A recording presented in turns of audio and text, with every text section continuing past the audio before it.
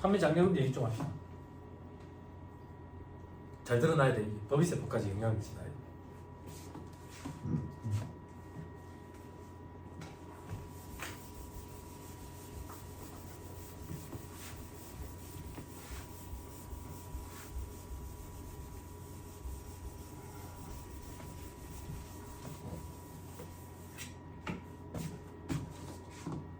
자, 판매 장려금은 이거야. 공급하는 자가 있어.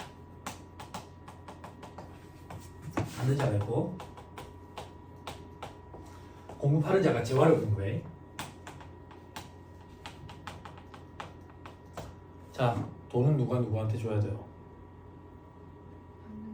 받는 자가 공급자한테 줘야지. 이게 얼마인데? 1,000원이라고 가져갈게. 그렇죠? 부가세 신고해볼게. 공급자 입장에서 과표에 얼마 넣어야 돼? 이 1,000원이 대가성 있는 돈이라고. 극단적으로 가정하는 거야. 어떤 가정? 내가 거래처가 여기 한 군데밖에 없어. 난 얘들 때문에 먹고 살아. 너무 고마워. 너무 고마워서 돈을 200원을 줬다. 자, 조교 선생님, 내가 공급자야. 내 수중에 돈을 한번 생각해봐. 1,000원 받았지? 200원 줬지? 내 수중에 얼마 남아있어? 800원. 자, 의사결정해야 된다고. 내가 부가세 신고할 때 과표에 1,000원이 들어가야 돼? 800원이 들어가야 돼? 1,000원 들어가야 된다고. 대가성 있는 돈은 1,000원이니까. 그때 지급한 저 200원을 판매 장려금이라고 그러지.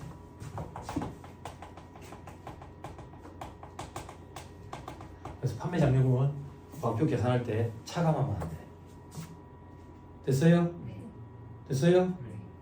됐죠? 저게 접대비야. 접대비. 기업 추진비가 되고. 됐죠? 그런데 법인세법에 법이 개정이 이루어져서 사전 약정이 있든 없든 판매 장려금 지급하는 건 전액 다 송금 인정돼. 미치겠죠. 무슨 소리인지 몰라서. 기다려. 법인세법 때 할 거야. 됐죠? 그게 무슨 말인데? 접대비가 아니다라는 얘기야.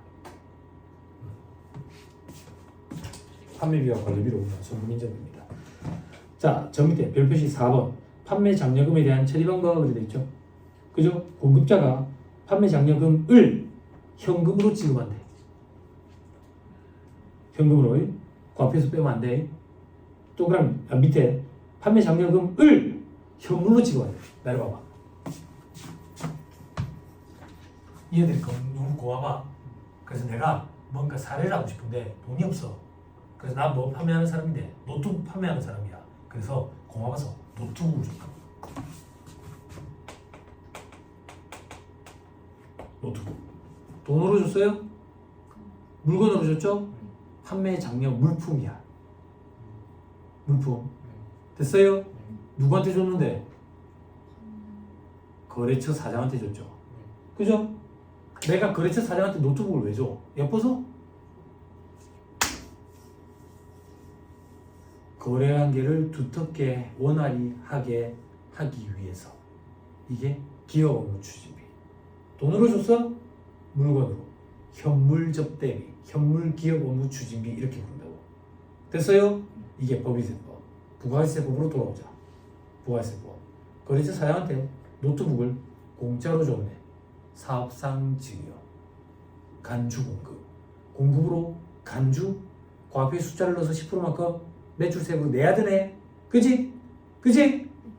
과표에 얼마를 넣어야 되는데? 시가를 넣어야 돼.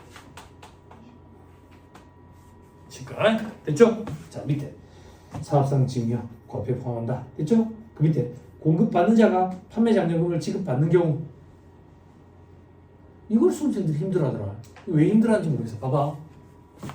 공급받는 자가 판매 장려금을 지급받았대. 축하합니다. 남마이 비즈니스지 뭐. 내가 무슨 상관이야. 안 그래? 내 과표에서는 아무것도 고려할 게 없다고. 어쩌라고 받았는데. 그치? 내 과표랑 아무 상관없다고. 됐나요? 자, 다음 페이지 4번에 거래 형태별 과세 표준.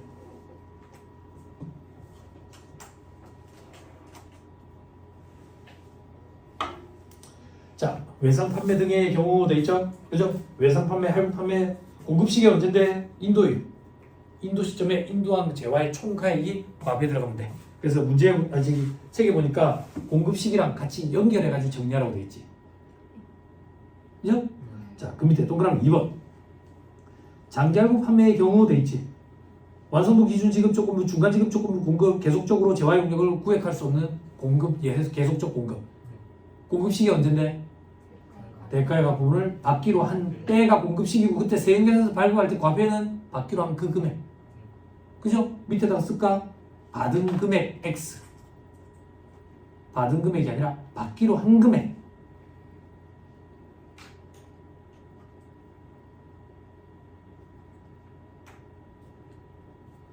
됐어요? 네. 오케이.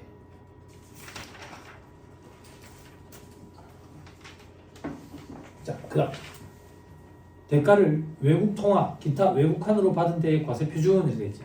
시험에 꼭 나올 거다. 자, 이거 무슨 말인데? 장사가 잘 돼가지고 해외에 팔아가지고 달러로 받았다 그 얘기야. 달러로.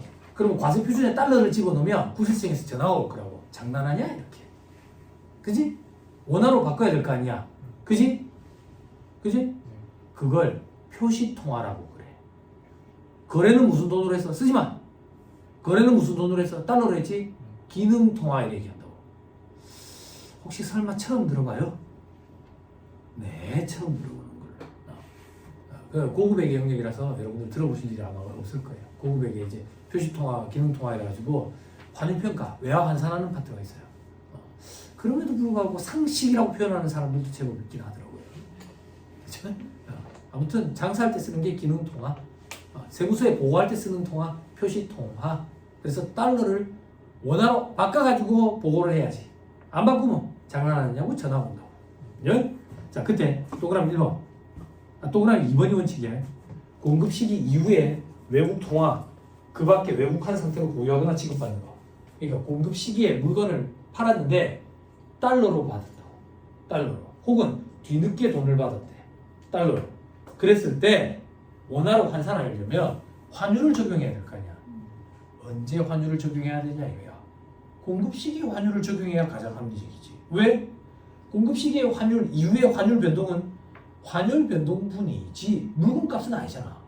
그지? 공급 시기 이후의 환율 변동분을 반영을 안 하려면 공급 시기의 환율을 적용해야 되겠지. 그래서 옆에 공급 시기의 기준 환율 또는 제정 환율을 따라 계산하는 거예요. 그럼 여기는 나이가 어떻게 되세요? 29. 학생 아니고 직장인 아니고 외계인을 조심해야 되는 그 29. 그럼 여기는 29. 선생님은 26. 니는 몇 살이야? 24살. 누구 치워줘요? 조심해야지. 혹시 24? 혹시 24? 얘네 한 인기 양상 될 수 있대. 24 밑에 아니? 아니었어. 난 몰랐네. 인기 양상 될 수 있대. 안 돼. 야, 너 좋겠다. 응? 나는 학생 있을 때 형 누나들이 참 좋더라. 나는 형 누나들한테 되게 개기는 스타일이야. 내 모토가 선배한테는 반항하고 후배한테는 잘 주고 동기는 갈구자. 내 모토야. 그래서 형 누나들 참 좋아. 나는 형들한테 술 참 많이 얻어먹었거든. 내 노하우 하나 가르쳐줄까? 어떻게 술 얻어먹는지? 그냥 전화해. 전화해가지고 야, 술 좀 사줘. 이게 미쳤나? 술 처먹나? 안 처먹었으니까 사줘라고. 그러면 너 니네 새끼야 막 이런다고. 와 오면 잘 먹겠습니다. 잘 먹겠습니다. 이러면 다들 와서 사준다. 송도 금방 난다. 돌 플러스 아이라고. 좋은 거 있지? 나를 누나들한테 써봐. 야, 술 사줘. 미쳤나? 미쳤으니까 사줘. 자, 기준환율, 제정환율. 그지? 제정환율이 뭔지는 들어봤죠? 안 들어봤죠? 한숨씩 빼고. 괜찮아. 상식이지만 모를 수 있어. 어떻게 상식이 부족한 건데. 그래? 그지? 이게 이렇게 생각하면 돼. 지금은 시대 상황이 많이 달라졌는데 벌써 한 10년 됐나? 동생이 하루는 연락 와가지고 같이 여행 가재. 제가 예전에 유도를 좀 했었거든. 동생은 저보다 유도를 더 오래 했어. 그러니까 남자 둘이 되고 겁나는 게 없었지. 몸이 그때는 많이 있었어. 라오스라는 나라를 가지. 처음 들어봤거든. 라오스라는 나라. 그때는 꽃보다 남자 그거 유행하기 전에. 그래서 무슨 비행기인데 아시아나 공이야. 아시아나 공 그런 비행기 편이 있나? 차 타기 거야. 임시편. 차 타기라거든. 임시로 띄워가지고 수요가 있는지를 파악하는 거지. 그럼 이제 전기선으로 이제 계약하는 거야. 차 타기로 댕길 때 라오스를 둘이서 갔어. 새벽 2시에 도착했지. 그날에. 근데 막 돌아다녔지. 겁나는 게 없으니까. 겁나는 게 없으니까. 그때 놀러 갈 때 달러로 바꿔갔다고. 왜? 우리나라 돈이랑 라오스 돈이랑 1대1로 환전이 안 돼요. 달러로 바꿔가지고 달러랑 라오스 돈이랑 바꾼다고. 이걸 삼국 환율, 재정 환율이라고 그래. 그리고 이걸 전문용어로 상식이라고 그래. 이런 걸 세법이라고 얘기하면 안 돼. 상식. 그럼 나는 상식도 가르쳐주는 강사네. 응? 네? 뭘 아는 거 아니에요. 그렇죠? 자, 독특한 게 뭔데? 시험에 나오는 거, 동그라미 1번. 공급 시기가 도래하기 전에 원화로 환가했대. 나를 봐봐. 공급 시기는 일반적으로 물건을 넘겨줄 때지. 그 전에 돈을 먼저 받은 거야. 그 전에 돈을 먼저 받았다고. 이 돈을 공급 시기에 환율을 적용하는 게 합리적일 것 같잖아? 근데 먼저 받은 돈을 은행 가서 원화로 바꿔버렸대. 그럼 바꾼 그 금액을 그대로 카피해 넣으래. 이게 독특해. 이게 꼭 같이 묻어서 나온다고. 됐어요? 됐나요? 자, 그 밑에 사례. 저만 그려드릴게.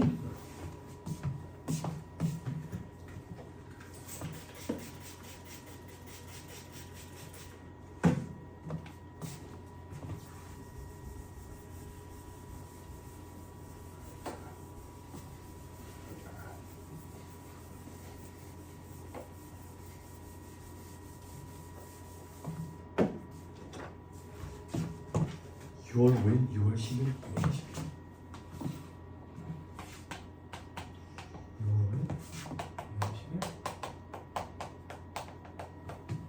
6월 10일 1200원 1400원.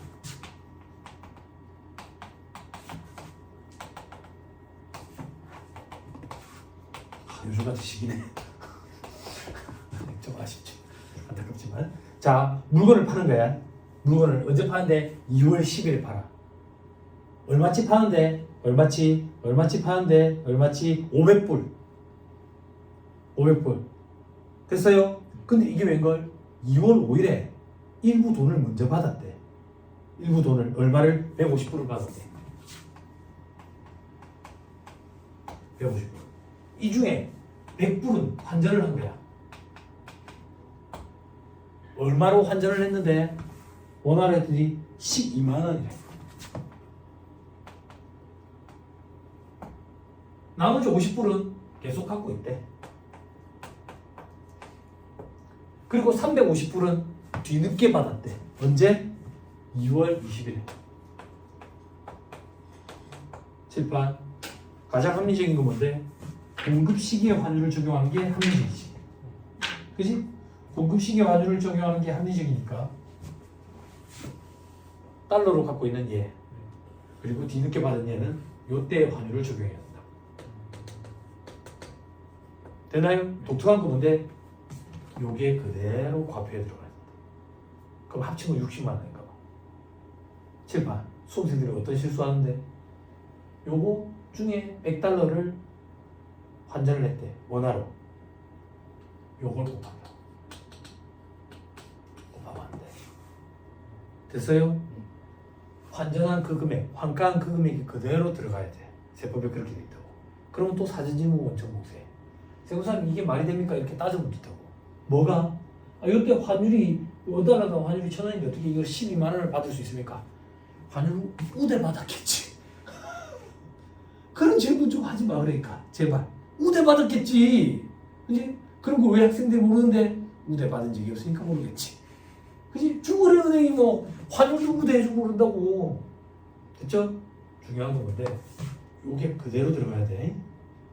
그대로 환가한 그 금액이 들어가도록 돼 있다고. 환가한 날에 환율을 적용한 금액이 아니야.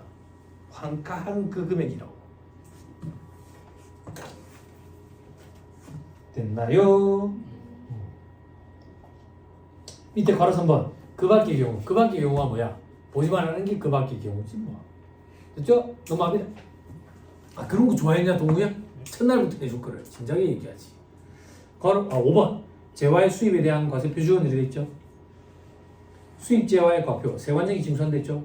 그죠? 관세, 과세 가격, 관세, 개별 소비세, 주세, 교통에너지, 환경세, 교육세, 농특세. 어떻게 암기하랬어? 개별 소비세, 주세, 교통에너지, 환경세, 교육세, 농특세, 간접세와 그 부가세는 과표에 다 들어간다. 이렇게 생각하랬지. 그럼 우리가 알아야 될 건 요거밖에 없네. 뭐? 관세, 과세 가격과 관세. 들어봐봐. 명쾌하게 해줄게. 관세의 과세 가격이 뭔가요? 관세가 뭔가요? 수험생들 해마다 물어봐. 나 몰라. 나 몰라. 관심 없어. 누가 관심 있는데? 관세사. 관세사. 우리 시험에는 관세, 과세 가격 얼마, 관세 얼마 이렇게 주어진다. 그럼 우리는 다 더하면 돼. 됐지? 됐죠? 수입 신고필증, 수출 신고필증 나 볼 줄 몰라. 관심 없고 그걸 공부해가지고 봤으면 좋겠다. 그런 애착도 없어.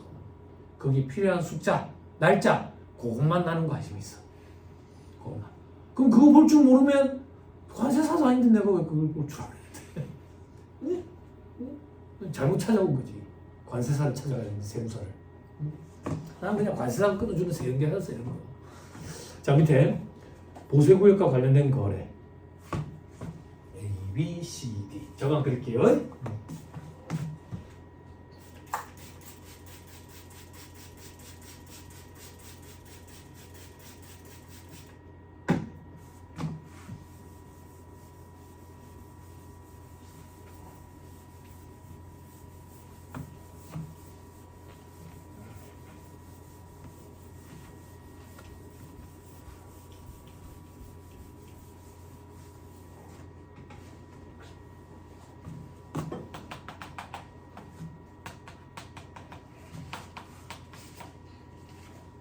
왜, 네.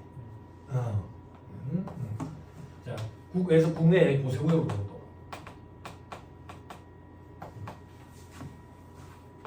자, 책에 있는 대로 할게. A, B. 보세구역 내에 A라는 사업자가 B라는 사업자한테 물건을 공급했대. 재화의 공급이야. 과표에 숫자 넣어가지고 부가세 과세된다고. B라는 사람이 A한테 받을 때 재화의 공급이야. 부가세 과세된다고. 그렇지? 그리고 보세구역 밖에 D가 있어요. D가 보세구역 내에 B한테 팔았대. 재화의 공급이야. 부가세 과세된다고. 여기까지 됐어요? 그럼 제일 중요한 거 하나만 새로 따로 남겨가지고 할게.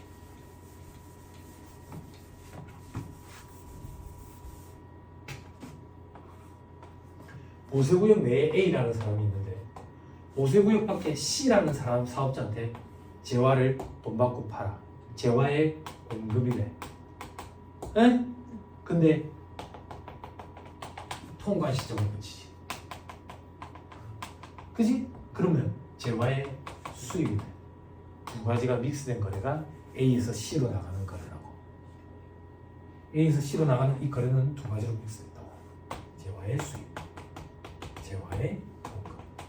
재화의 수입은 세관장이 거래 징수할 거고, 재화의 공급이면 A가 거래 징수할 거야. 그럼 세관장의 과표는 어떻게 되는데?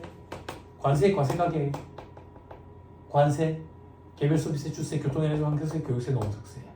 그리고 나머지 금액이 A의 과표가 될 거야. 이 두 개 금액을 구분하라는 게 우리 시험에 등장해. 등장할 때 유형은 두 가지 중에 하나로 등장한다고. 두 개밖에 없어. 한 번만 보면 초등학생도 할 수 있어. 그래서 시험장에 실제 갔는데 만약에 이걸 놓쳤다. 그러면 어떻게 돌려서 얘기하면 좋을까? 멍청이야. 답 없어. 안 맞는 거야. 그 정도로 쉬워요. 시험에 등장하면 수험생들이 아싸 한다고. 그치? 그치? 자, 그게 어디 있느냐? 저 밑에 박스 3번. 재화의 수익분. 그치? 그림 봐봐, 그림. A한테 C한테 팔 때 얼마에 팔았대? 700원. 근데 수입 재화의 과표는 얼마래? 500, 7판. 요게 700원이래요. 그 중에 세관장의 과표가 500원이래요. 그럼 A의 과표는 200원이죠. 10% 곱하면 세관장이 거래 징수하는 부가세 50원, A가 거래 징수하는 부가세 20원. 어렵다고 거짓말 해봐요. 안 어렵지? 요거 물어본다니까. 넘어갑니다. 됐죠? 사례 1, 출제 유형 1. 이 책에 있는 예제야. 저는 이걸로 할게요. 여러분들이 책에 있는 예제는 여러분들 보고요. 수입 재화를 A가 보세구역 외입국 내에 200원에 공급한대. 200원에. 관세, 가세가격, 관세, 개별 서비스, 출세, 교통에너지, 환경세 더해보자. 관세, 가세가격, 관세, 개별 서비스에 더하면 150. 그지? 지금 봐. 200원에 공급한대. 150이 세 번장이 과표야. 그럼 50원은 A가 과표겠네. 됐죠? 이게 첫 번째 유형. 두 번째 유형, 사례, 출제 유형 2번. 틀릴 수가 없어. 눈을 감으면 몸풀지. 그지? 뭐라고 얘기를 해야 되지 이런 거는? 발로 푼다 해야 되나? 발로? 발로 풀 수 있을까? 계산기 두드리기가 좀 힘들 것 같긴 한데, 그지? 암산도 안 돼. 자, A가 수입 재화를 보세구역 외입 국내 사업자인 C한테 300원에 공급해. 300원에. 그때 관세 가세 가격은 100이래. 그리고 세관장이 징수한 부가가치세가 10이래. 철판. 세관장이 징수한 부가가치세가 10이래. 그 과표의 10%를 곱했으니까 10이잖아. 그럼 과표는 120이라는 얘기지. 그럼 여기는 180이겠지. 10% 곱하면 18원이겠지. 어렵다고 거짓말을 해줘 보세요. 응? 자, 이걸 수학이라고 거짓말 해봐요. 산수지, 산수. 응?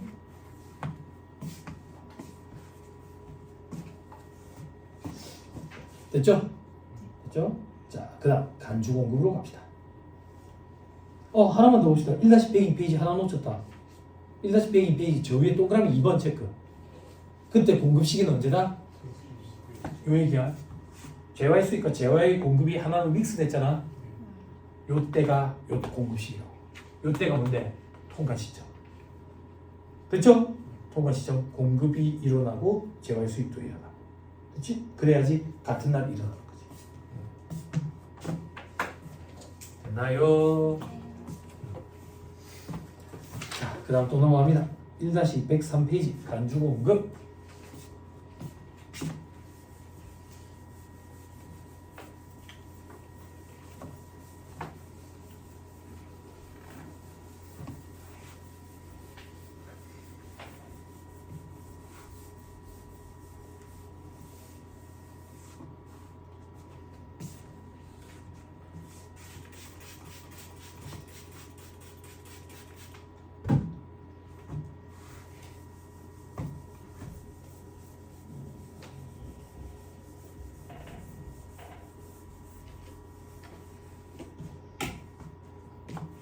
자, 간주 공급 여러 가지 있었죠.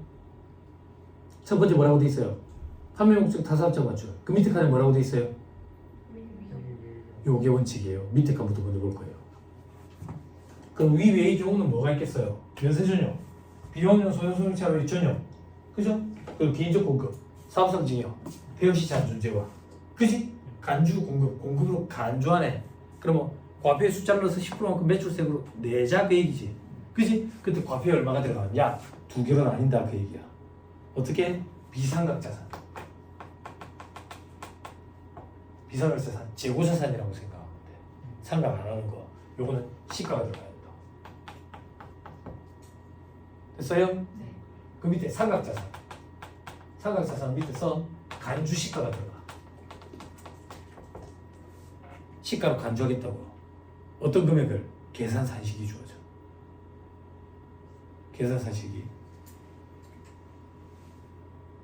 됐어요? 그래서 저한테 냄새 나요? 본인한테서 나는 냄새. 왜? 파리가 더 놀랐을 것 같아요. 먹으면 안 돼요. 먹으려고 했던 거예요? 먹으면 안 돼요. 조교 선생님 파리도 먹는 거 아니에요. 이런 것도 좀 가르쳐줘야지. 먹는 거 아니에요, 파리. 알죠? 피곤하죠? 그죠? 네. 경영학과에 조교 선생님들 참 힘들겠죠. 저 같은 선생님이 있어가지고. 토목공학과라고? 토목공학과?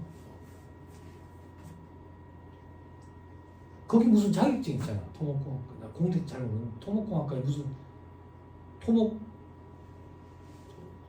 뭐 무슨 토목기사? 토목기사 그거 괜찮아요? 저도 이과 출신은 아니어서. 아 그래요. 아 그냥 조교로 뽑히면 그 뺑뺑이 도는 거예요?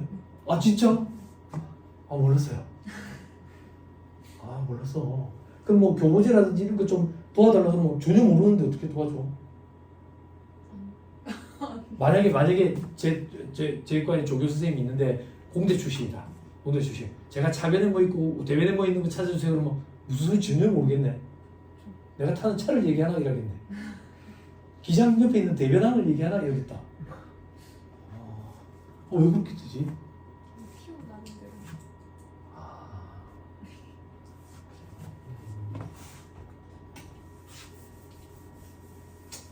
네, 알겠습니다. 자, 간주시가. 간주시가는 시가로 간주하는 거예요. 간주하는 거. 요거 하나만 보여줄게. 면세전형도 올려. 면세전형 우리가 과세 사업에 쓰려고 샀다가 면세 사업에 쓰는 거지. 그지? 숫자를 한번 넣어볼게. 과세 사업에 쓰려고 1,000원짜리를 하나 사와. 그럼 부가세 얼마인데? 100원이네. 그지? 그러면 애초부터 면세 사업에 쓰려면 부가세 100원을 공제를 안 받았을 거 아니야. 근데 과세 사업에 쓸 것처럼 사와서 부가세 공제를 받은 거야. 이걸 다시 개내는 거지. 100원을 다시 개내야 되는데 어떤 형태로 개내느냐? 매출 세액으로 개내는 거지. 그 매출 세액을 과표에 10% 곱한 거지. 이걸 개내려면 200원이 되면 되겠네. 200원이 되면 200원이 어디서 나온 숫자야? 100원이 되면 되겠네. 100원이. 응. 그지? 이게 어떻게 나온 숫자인데? 과표에 1,000원을 넣으면 되겠네. 1,000원이 의미하는 게 뭔데? 취득가액이네. 그러면 뒤에 내는 금액은 취득가액이 10으로 곱하면 되겠네. 그치? 그치? 그렇게 짜증나네. 뭐가 짜증나는데? 네가 방금 비상각자산 재고자산 시가라 했잖아. 근데 어떻게 취득가액인데? 재고자산은 사고 팔고 계속 빈번하잖아. 그래서 취득가액 파악도 힘들고 또 반대로 자꾸 사고 팔고 하니까 남아있는 거는 최근 거니까 최근 시세 시가를 집어넣어도 무방하다 그 얘기야. 그지? 그럼 밑에 간주시가는 어떻게 계산하면 되겠는데? 이렇게 계산하면 되지. 취득가액에 10% 곱하면 되지. 이게 걔내는 거지. 근데 우리 지금 어느 파트를 공부하냐면 과표를 공부하거든. 과표. 그럼 10%로 곱하는 걸 빼면 되잖아. 그럼 뭔데? 취득가액이 뭐야? 그지? 그런데 감가상각자산이래. 감가상각자산은 사용한 거에 대해서 감가상각률 정도는 반영을 좀 고려를 해주지. 그래서 곱하기 1 마이너스 감가율 경과된 과세에 대한 수를 곱해.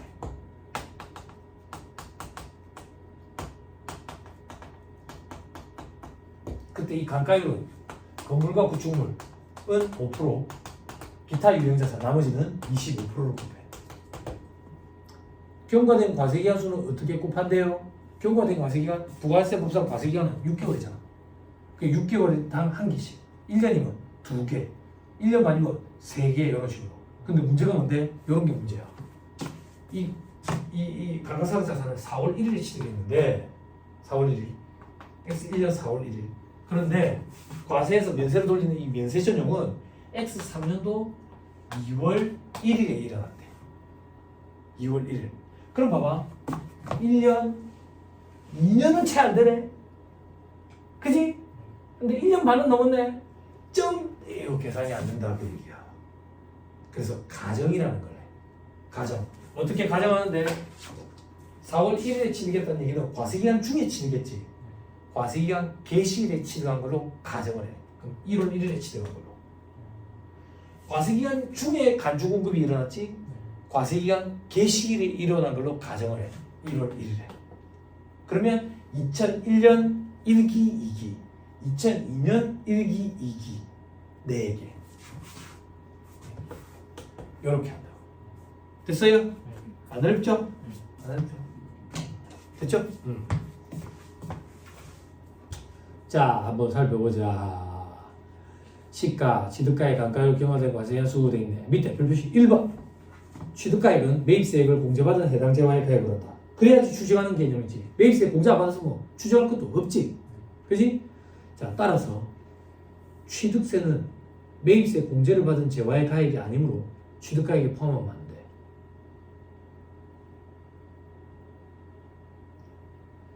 됐어요? 들어봐요. 여러분들 회계 시간에 유형자산 공부했죠? 유형자산 최초 취득원가는 제공한 대가의 공제가치로 인식하죠. 그리고 관련 부대비용 가산하잖아. 그지? 아, 물건 놓았대 관세 이런 거 전문가에게 지급하는 수수료 뭐 이런 것들 한다 했잖아. 러시아 효도로 데리고 온다고 기억나요? 안 했어 그런 얘기? 했어? 안 했어? 예를 하나 들어. 내가 기계장치를 사와. 근데 러시아에서 사왔다고 10억 주고. 근데 이 기계장치가 독특한 특징이 있어. 어떤 특징이 있는데 땅을 파가지고 반쯤 심어야 돼. 기계장치 사용하려면. 그래서 내가 명색이 사장님인데 고개인질 할 수는 없잖아. 그래서 사람 인부를 불러서 고개인질을 하라고 시켰어. 그 비용도 취득 부대 비용이 가산해야 돼. 그리고 러시아에서 물건 나왔으니까 관세. 그리고 매뉴얼이 러시아 말로 돼 있으니까 효도를 데리고 와서 번역을 시켜야 될 거 아니야. 전문가에게 지급하는 수수료. 이런 것들이 취득 부대 비용 다 들어간다고. 그리고 취득세, 등록면허세, 부대 비용이니까 취득원가에 가산하지. 그렇지만 부가가치세법에서 취득세는 매입세 공제를 받은 적이 없잖아.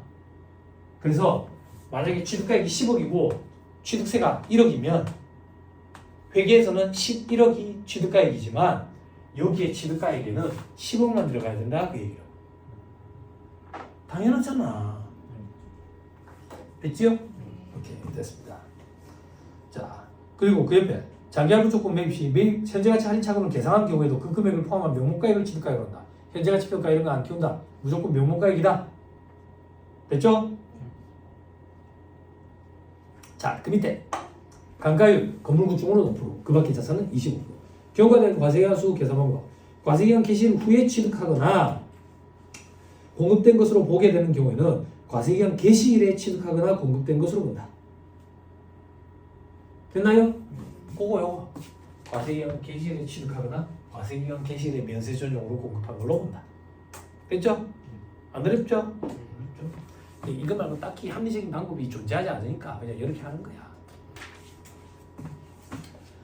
됐나요? 됐어요? 자 위로 올라가서 다시 두 번째 칸에 괄호 2번 감가상각 자산을 면세사업 등에 일부 전용한대. 일부 전용. 응? 봐봐. 알고 봤더니 내가 과세사업에 쓰다가 면세사업으로 돌린 게 아니라 과세사업에도 계속 쓰면서 면세사업에도 쓴대. 그럼 우리가 면세 전용이 일어나면 애초에 매입세 공제받으면 안 되는 걸 받았기 때문에 추징하는 논리잖아. 추징하는 개념은 여기서만 발생하지. 여기는 추징할 게 없지. 여기서만 추징할 거 아니야. 그치? 그러면 내가 과표의 10%만큼 곱해가지고 추징을 할 때 과표에 들어가는 숫자는 간주시가를 계산한다고. 이 간주시가를 계산할 때 과면세 비율로 안 분해야 돼. 그래서 면세 비율만 곱해야지. 그치? 이거 수험생들 과세 비율로 반대로 혼동은 많이 한다고. 면세 비율을 곱해야 돼. 그럼 뭐가 면세 비율인데? 총분해. 면세가 면세 비율이지. 그치? 그럼 우리는 요것만 결정하면 돼. 어떤 금액을 가지고 총분의 면세로 비율을 뽑을 건데 딱히 방법이 없어. 물건을 얼마만큼 팔았는지 그거 가지고만 하자. 그래서 공급가액, 총 공급가액분의 면세 공급가액 비율로. 그러면 이 공급가액은 작년 갈 거야? 올해 갈 거야? 가장 합리적인 거 단기부. 됐어요? 스토리 꾸미면 안개할 게 없다고. 됐죠? 됐나요?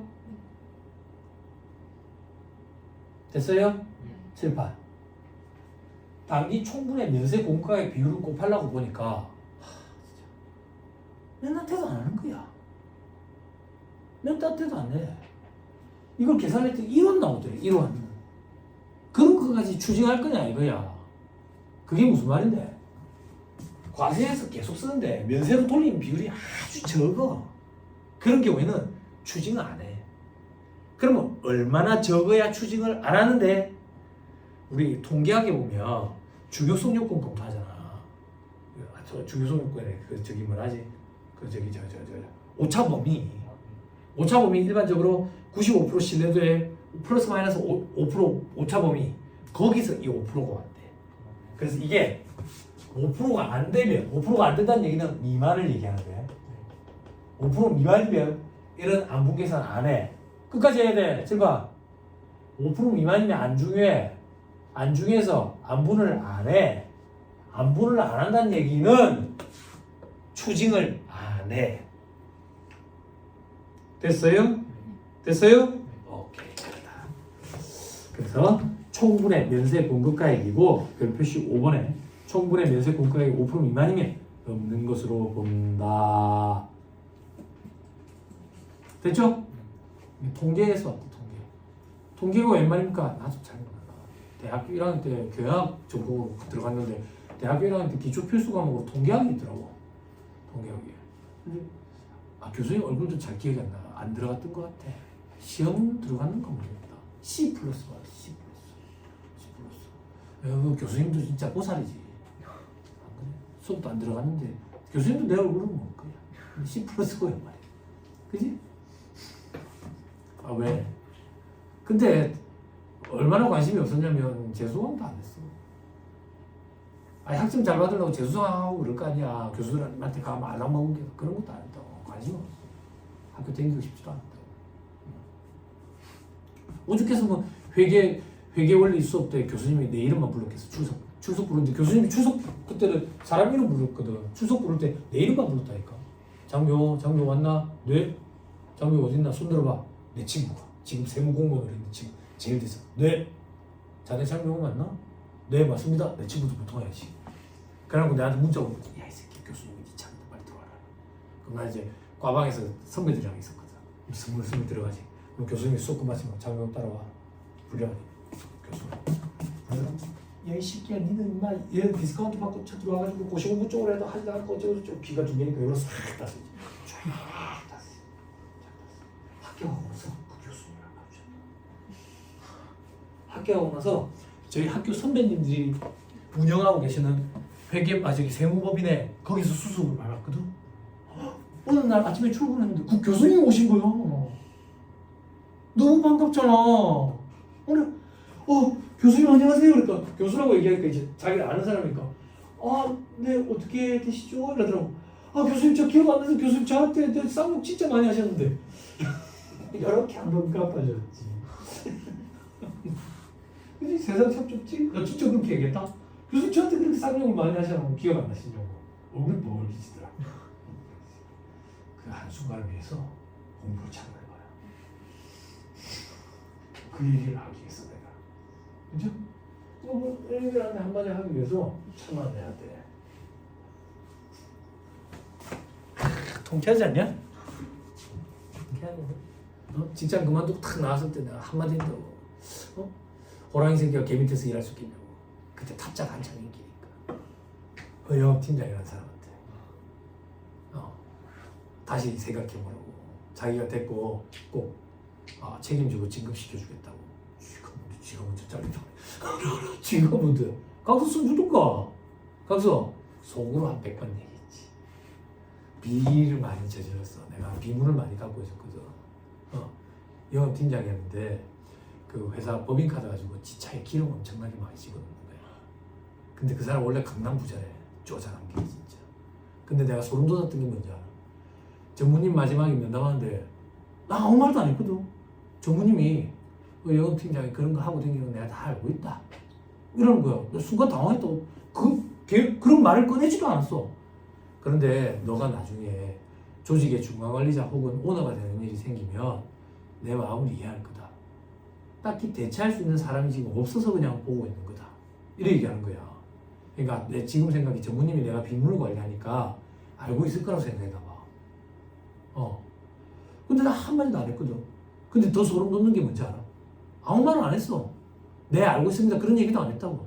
모른 척 했지. 그리고 나왔는데 그 영업팀장이 나를 얘기 좀 하지. 그래 밀실에 나를 데리고 가더니 이 바닥 좁아가지고 밖에서 또 마주치게 되는데 나갈 때 뭐 좋게 나가는 게 좋지 않느냐 뭐 이런 식으로 얘기를 하는 거예요. 그러더니 지금이라도 마음 바꿔서 자기 밑에 오면 전문의한테 얘기해가지고 우리 팀으로 데리고 올 테니까 그러면 내가 올해 진급 꼭 책임져 줄게 이라는 거지. 그때 내가 그 얘기를 했다. 호랑이 새끼가 개 밑에서 일할 수 있겠습니까?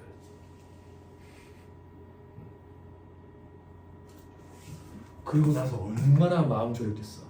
합격하려고. 합격 못했으면 나도 개가 됐을 거야.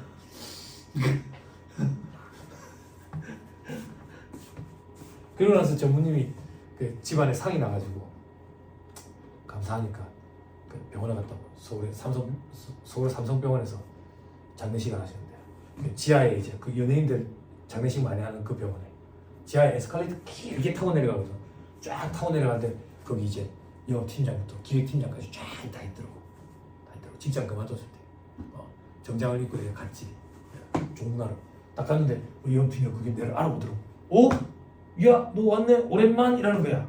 오랜만. 나 어떻게 했는지 알아? 오랜만이라는 거야. 짜릿하지. 팀장이 만나겠어요. 그랬더니 이거 봐라. 아는 척도 안 하네? 라는 거야. 대꾸도 안 했어.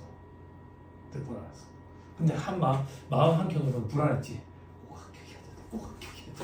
꼭 합격했잖아. 통쾌하지. 그 사람 아까 그 사람이 여직원한테 그렇게 얘기하거든. 누구 씨는 그게 어울린다고 생각해? 말이야. 돌아온 사람이야. 돌아온 사람인데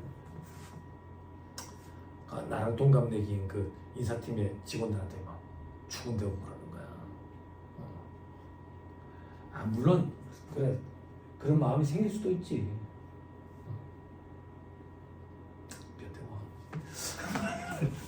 그런 마음이 생길 수도 있지만 불쾌하더라고. 내가 아끼는 사람들은 그렇더라고. 아무튼 공부로 합격을 해가지고 그런 데서 벗어나니까 너무 행복한 거지.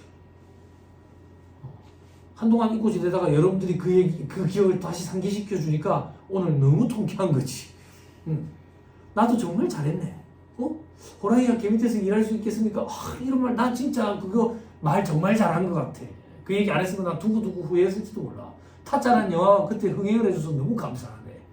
고니가 했던 얘기잖아. 응? 그거 우리 아이에게는 장애가 있어요. 그 아저씨가 했던 얘기잖아. 아이가 아니라 이제 아저씨가 돼버렸지.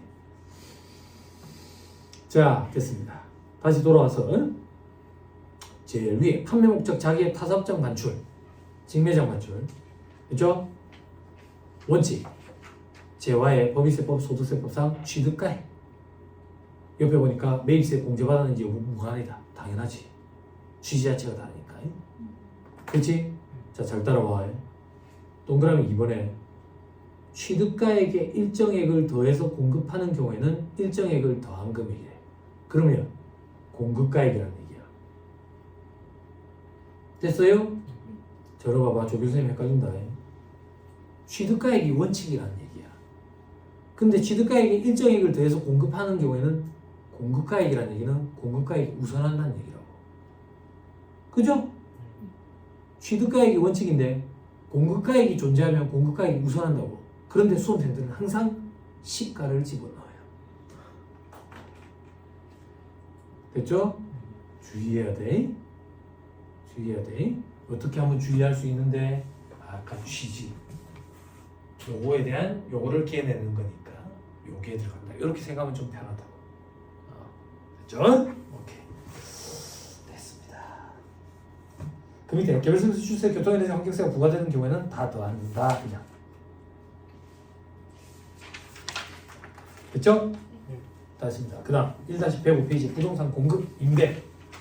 요거는 잠깐 끊었다가 얘기합시다. 통쾌하니까. 잠깐 끊었다 하시죠.